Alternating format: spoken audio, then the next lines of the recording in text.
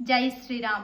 பேராசையால் இதயத்தை இழந்த இம்மனிதர்கள் நண்பர்களுக்கு துரோகம் செய்வதையும் குலநாசம் செய்வதையும் பாவம் என்று அறியவில்லை. ஆனால் அவற்றை குற்றம் என்று அறிந்த நாம் ஏன் இப்பாவச் செயல்களில் ஈடுபட வேண்டும்? அத்தியாயம் 1 ஸ்லோகம் 37-38. அதாவது போட்டியாளர்கள்னால போருக்கோ சூதாட்டத்திற்கோ அரைக்கூவல் விடும் பொழுது சத்திரியன் மறுக்கக்கூடாது. இந்த இடத்துல துரியோதனனின் கூட்டம் போருக்கு அரைக்கூவல் விடும் பொழுது சத்திரியனான அர்ஜுனனால இதை மறுக்க முடியாது. இருந்தாலும் இந்த போர்னால ஏற்படக்கூடிய தீய விளைவுகள் அர்ஜுனனை போர் புரிய விடாம தடுக்குதுங்க. அதாவது ஒரு கடமை ஒரு இடத்துல இருந்தாலும் அந்த கடமையினால ஏற்படக்கூடிய விளைவு தீமையாக இருந்தால் ஒரு மனிதனால் அந்த கடமையை செய்ய முடியாது, நன்மையாகத்தான் இருக்கணும். ஆனால் இந்த இடத்துல ஏற்படக்கூடிய தீமை அப்படிங்கிறது குலநாசம் ஏற்படும்.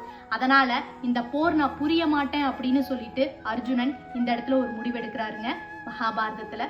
அதுதான் இந்த ஸ்லோகம். ஜெய் ஸ்ரீராம்.